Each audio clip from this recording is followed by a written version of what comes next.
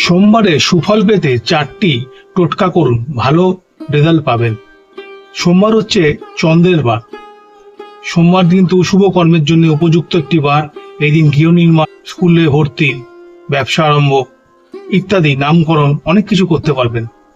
সোমবার দিনকে যদি দক্ষিণ থেকে পশ্চিম দিকে যাত্রা করেন তাহলে কিন্তু সফলতা আসবে।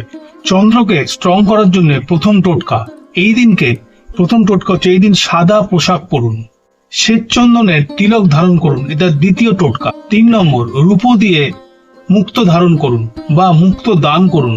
4 নম্বর টোটকা, এই দিন পায়েস খান। সবকটি টোটকা বা যে কোনো 2টি টোটকা অবশ্যই করবেন। তবে টোটকা কিন্তু একবার করলে হয় না, বারবার করতে হয়।